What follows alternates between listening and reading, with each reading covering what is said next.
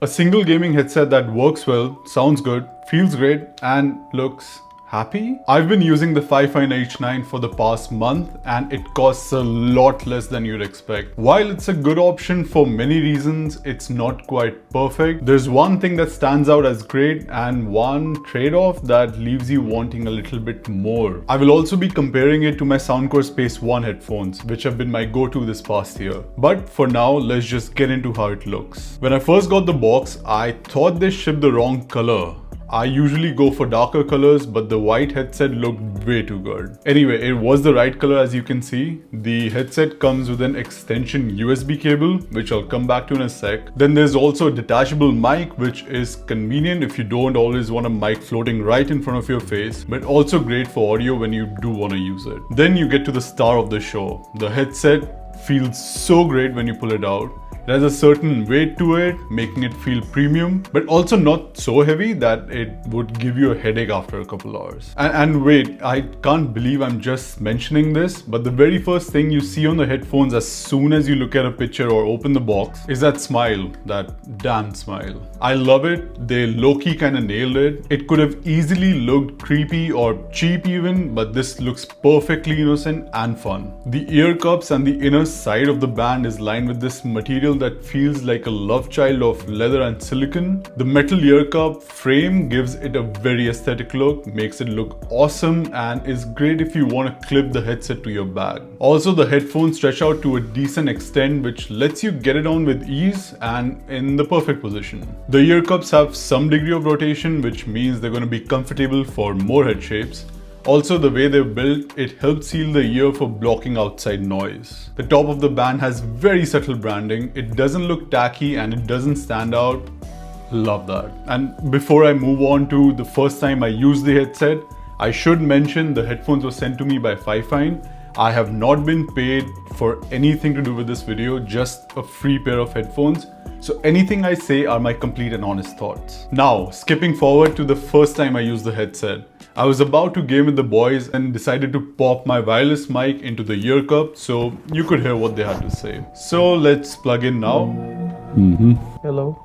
Hello. How's this mic sounding? Hey, these are the new headphones. Pretty good, honestly.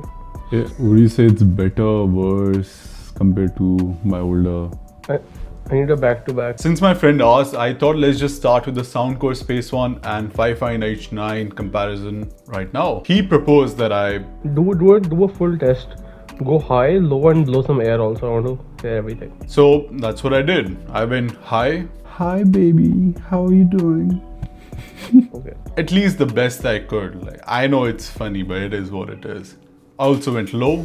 It's not that deep, bro. And then I blew some air. So the mic's right in front of my mouth. If I blow, it's like... Oh, that's messed up. Okay. Right? Okay. Now hold. Now on to the Space Ones, which my friends were used to. Not to forget the mic. The high and low phrase was the same, but here's the blow test from the old ones. And the thing is, so the mic is on the aux, so it's not in front of my mouth. So I guess I'll blow into it. This one also handles air better even when you're normally talking. Like another one I can hear sometimes your exhales and stuff. High, low, breathing air, all of that's fine, but what really matters is regular conversation, right? Can you give me a final back-to-back for that one? Just normal conversation. After talking a bit, this is what he had to say. I feel these sound better to me. With the There's mic? some lack of distortion, yeah. So there you have it. They prefer the Soundcore Space One headphones as mic. It probably had to do with the aux that I was using, which was Beats by Dre. But nonetheless, they thought that the H9 mic picked up a lot more background noise, and that makes sense because the mic is an omnidirectional mic, which means it picks up noise from all angles, all directions, the same. That can be good, but like you heard from my friends, it can also be bad. Here's a small audio test from the H9 mic, so you can hear for yourself. This is an audio test of the Fifine H9 mic. I am doing this through a USB connector connected into my mic, which is directly recording into DaVinci Resolve Studio. I also have a window that's open, so there could be some background noise, although I did listen to an earlier recording doing the same thing, and it seems pretty clear. So maybe the problem is through aux, but through USB-A, it's like, it just seems okay. You let me know what you think in the comments, I guess. The mic matters, but technically you don't have to deal with it. It's your friend's problem. What actually matters is the audio you get from the headset. The better it is, the more immersive games are gonna feel.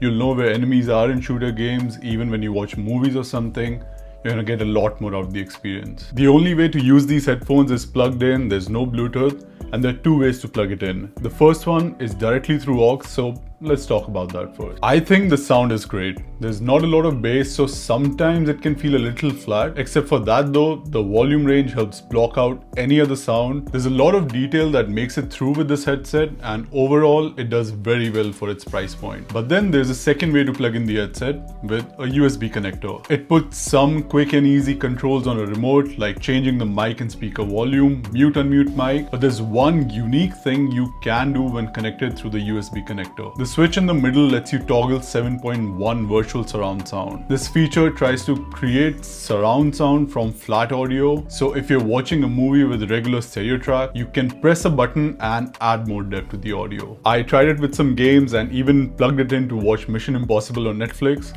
and it definitely works. It's obviously not the real deal, but it's close. And now that I've experienced it, I kind of feel like plugging it in for any movie or TV show I watch. Gaming, by default, they're my new headphones, so. But anyway, now that we have covered the good, let's just get into the bad, I guess. One thing that has consistently bothered me about these headphones is the length of the aux cable. And since it's permanently attached, there's no swapping it out for a longer one. The cable measures at 40 inches and the older one that I was using was 50 inches.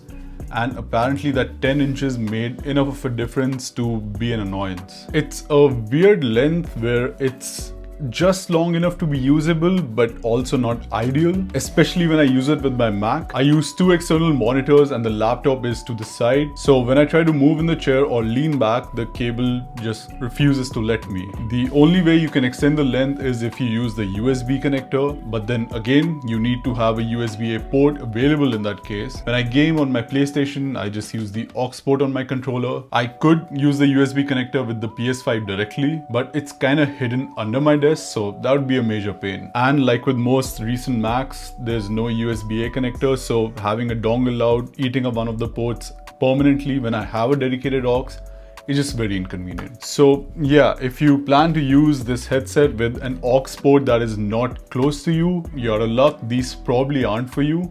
But if the aux port is close by, or if you have access to a free USB-A port, even if it's farther, these are very good. You will get the best of gaming at a budget price, just $40. And at the time of this recording, they're actually discounted at Amazon for $32, which makes it an even better deal. In the past month, I have grown to love these headphones. They look great, they're solid, the speaker quality, it's amazing. The mic isn't the best, but again, like I said, it's my friend's problem, so I don't really care.